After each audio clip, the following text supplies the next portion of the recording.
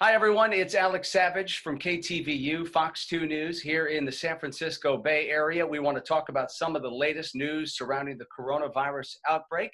And to do that, we bring in Dr. Vanila Singh, a clinical professor at Stanford School of Medicine and the former chief health officer with the Department of Health and Human Services. Dr. Singh, always good to have you on. We appreciate your time. Can we start here in California, where just today, on Monday, the governor made an announcement that he's going to make an exception or carve out an exception for hair salons, nail salons, and barbershops to be able to operate outdoors. And a lot of these businesses had not been able to operate in many cases because of the rules that have been put in place. And now they're going to be able to go outdoors. How big is this for those businesses? And you think they'll be able to safely operate outside? Look, it made huge news last week, of course, when the governor rolled back some of our reopening efforts and slowed them down, particularly hurtful, if you will, to the really personal care industry, specifically the barbershops, the hair salons, the nail salons. I think this is a great example of adaptation to give these folks a chance, hope right now with the good weather that we have. I think that it is a very good decision because so many of these folks, if they already were not in dire states financially, are definitely getting there. So it's great to see. How long it lasts will be also important, but I think it's a great step in the right direction. And those of us who want our haircuts and things, we're all cheering for it. Yeah. And obviously, restaurants have been shifting their operations outdoors in many cases, opening up patio areas and taking over sort of the sidewalks and streets surrounding them. Doing that for the past few months to kind of, as you say, to adapt to the situation. What do we know about the science of all of this? How much safer it is for businesses like restaurants, like salons and barbershops to operate outdoors as opposed to indoors? How much safer is it?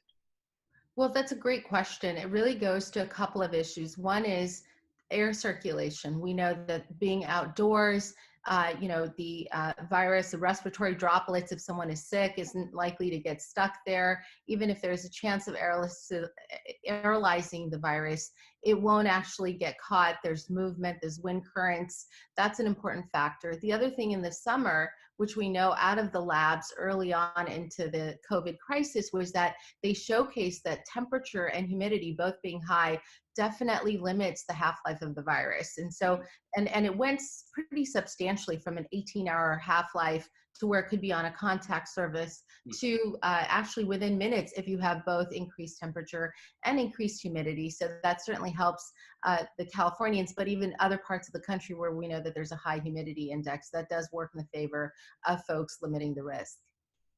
All right. So the other issue involved in all of this is obviously, shifting business operations like these outdoors.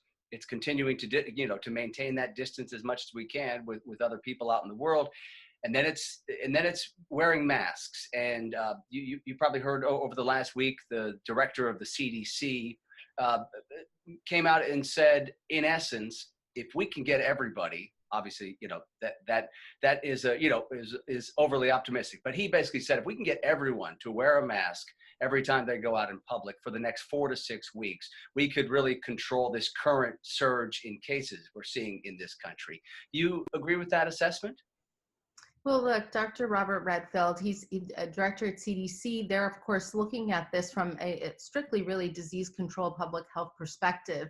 And that's the truth. The more conservative we are in terms of our precautions, that will, it can only help increase the risk mitigation efforts. Having said that, the challenges that people are feeling with this is that one is the sense of not being able to breathe, the sense of claustrophobia.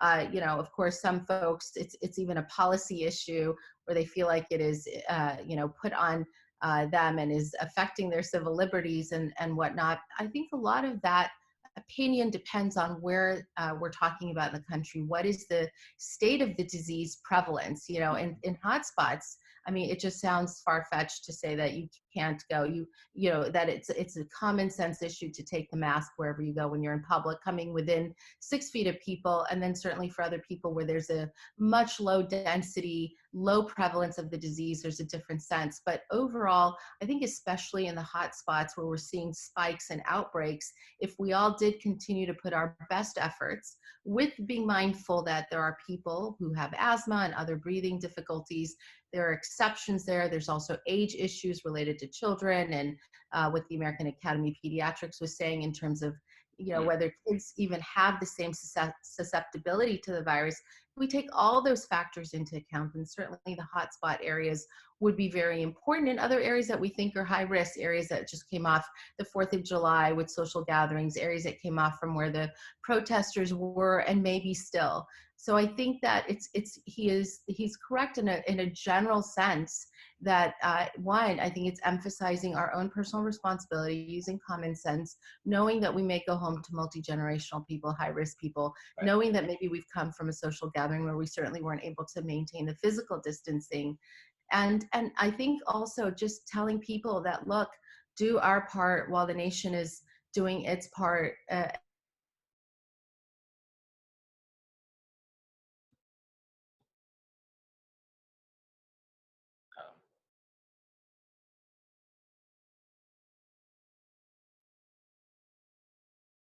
Dr. Singh, we froze. You froze a little bit, just as you were finishing your thought. Okay, do you want me to say it again? Yeah, if you remember kind of how you finished your thought, that sounds good. Or I can just ask, I was going to ask you this too, because, so right now we have, at last check, it seems like it's about half the states in this country have mask mandates. We obviously have a statewide mask mandate here in California, and many other places have done the same thing. Why not just a national mask mandate? Do you think that would be effective? I think that the issue with it goes down to our federalist system. There are people who would like federal guidance to be very strict and strong on this. And there might be value in a time-limited fashion, but each state, and certainly at the each county level, are seeing very different COVID issues. California, even within California, LA County is seeing a bigger issue than, say, other counties. And that really goes true to other states. Vermont, for example, was the only state in the union that actually has not had a COVID-related death in a bit. Things like that showcase certainly that we have demographic variability, we have disease prevalence variability. And I think that's the resistance that some people feel because their perspective of it is very different. I think in California, we've been aware of this because, of course, we had one of our first counties start right here with it. And so we've maintained that.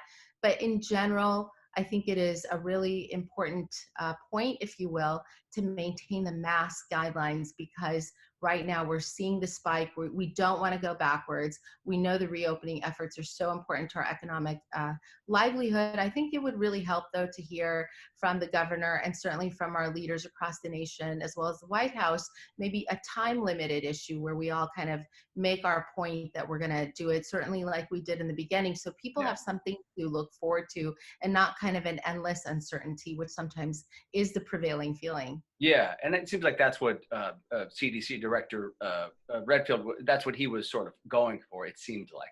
Trying to kind of give folks some light at the end of the tunnel with, sort of saying, look, if we did this for a month and a half, and we were good at it, and we stuck to it, this could have a real impact. And it seems like that's kind of where he was headed there.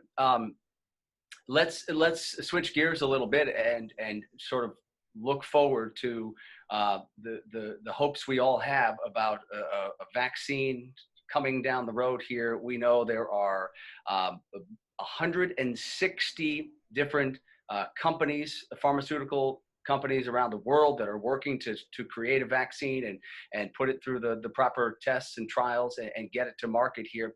And now we have this encouraging study that just came out on the vaccine being produced by AstraZeneca and Oxford University in Great Britain. And the new findings show some really promising results with this vaccine. Why is this so encouraging, this news on the AstraZeneca Oxford vaccine? Absolutely, Alex. So such a great point that is making headlines today. I think we were anticipating it last week when the University of Oxford in England indicated that they would have some results, and there was a hint that it would be positive, and it definitely is positive. Coming out of the University of Oxford, they looked at over 1,000 patients and their own vaccine formulation, which is similar in that it is not a live or dead virus, but rather is causing, after one boost, 90% of people in that study had the right formulation of antibodies, neutralizing antibodies, which is really the key point, that they would neutralize the virus before it even infects the cells. The other thing is that they had an increase in T cells, which are part of the white blood cell, the immune system, which actually goes and attacks the cells that are infected. So you have both hopefully a preventive side to it, as well as a side that is fighting the very virus once it's already in the cells. And both of these, both the Moderna news from last week, as well as today's University of Oxford efforts, are all really in this RNA vaccine realm, which is really, if you will, a newer trident technology that gets the body to react to what the coronavirus COVID-19 looks like, namely that spike protein we keep hearing about. And so it's really fascinating. It is unproven yet, but certainly in labs and theories for many years it's been there, but it has been accelerated. The exciting thing about today's news also is that they're moving to expand their vaccine trial to the next phase. These were just early phase trials, and that will be 30,000 people in the United States. I think that they also are including places like South Africa and other countries that have different demographics. There'll be a pediatric arm to this as well. And we know that the UK government certainly has invested in it, just like we have done. And these are really unprecedented levels of speed in terms of science. So positive news still has to be proven, which is why we have the different clinical phases of trials. How much of the next phase of the clinical trials is about proving the effectiveness of the vaccine, and how much is about showing that it is going to be safe when it's distributed widely? Yeah, that is exactly, those are the two most important questions. They're in fact looking at both simultaneously. Going to this early phase, about 70% of people had the side effects of fever and headache, and it's likely a manifestation of the body fighting it with the boost, getting the antibodies and the T cells moving. That is not uncommon, right? Or, I'm sorry? those side effects like that you're referring to, that's not uncommon, right? They're not, yes, exactly. Those fever, headache type symptoms are not uncommon when we hear about people getting vaccinated, certainly as kids or as adults. And with the Moderna efforts, people also had those plus headaches or muscle aches. So very common effects that we would expect, and generally regarded as well tolerated, which is really the upside of this. Now, of course, the expansion of this and further testing is going to be really important to ensure that there is a safety efficacy. The question still has to be answered whether this is, number one, preventive, and of course, how much immunity does it confer and how long that'll last. Those are still the same questions from the Moderna efforts, as well as all the other efforts with Pfizer, BioNTech, and others. And speaking of how long the immunity potentially could last, is there the possibility that even once we have a safe and somewhat effective vaccine that can provide those neutralizing antibodies and try to attack the virus, but is there a chance that it wears off over time, and then, much like a flu shot, right, that say that we would have to get this year after year?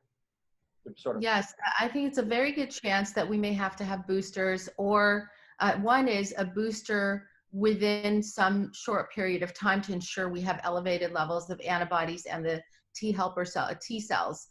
Both peaked in about 14 to 28 days, depending on which one. So it will be a very important question about whether we need a booster, or if it does last, it likely may only be lasting a year or just some late months, and then we would have to have another vaccine annually, just like we do with the influenza virus. So I would certainly look to that. At this stage, I haven't heard any news about things that outlast a year. or so. So, when we look at like measles, mumps, and things like that, those are generally much longer term in terms of conferred immunity. Okay. So as we wrap up here, then, so the next phase with all of these, with AstraZeneca, Moderna, and all of the others that are sort of moving into these latter phases with the human trials, the widespread human trials, how long do you think that takes realistically to give that many people this vaccine, and then really get a sense of how safe and effective the drug is? Well, so what's interesting is that University of Oxford is partnering with AstraZeneca to actually ensure that the manufacturing capabilities there. The UK has bought some of these doses, I think like 100 million from them, but so has the United States and others. And so the manufacturing of these doses are going to be very important, and they're happening simultaneously, which is part of cutting the red tape and the rapid speed that we're seeing in terms of vaccine development as a whole, which is unprecedented and something that is really shifting the paradigm in terms of the science that we've never seen. They have cut through a lot of the bureaucracy with the clinical trials.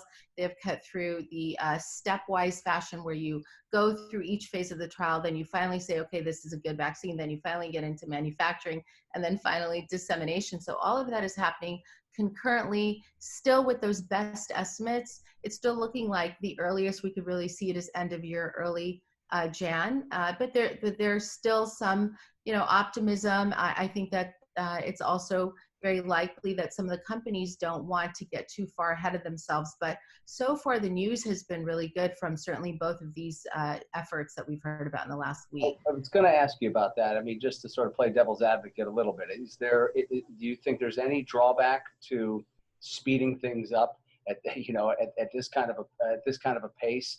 Do you think there's any drawbacks to that in terms of potentially companies sort of trying to cut corners to be the first? Because clearly there's a race to get to market with this vaccine first, and you worry in situations like that folks might cut some corners when it comes to the safety or even the effectiveness of the drug.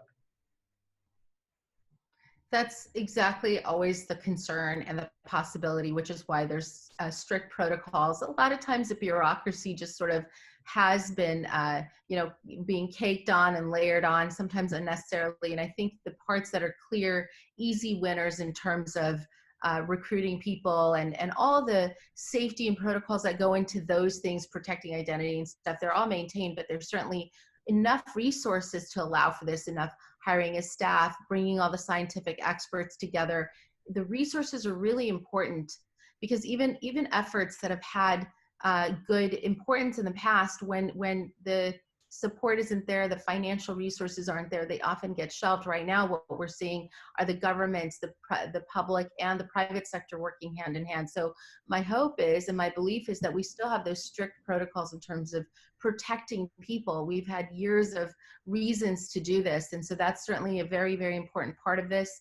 I don't think that's where they're cutting the corners. I think it's mostly bureaucracy and taking out things and doing them in a parallel fashion rather than in a stepwise, one step then another. But it is still a really important thing to be focused on in our excitement, in our importance of getting a vaccine, that we don't cut those important corners that could result in people.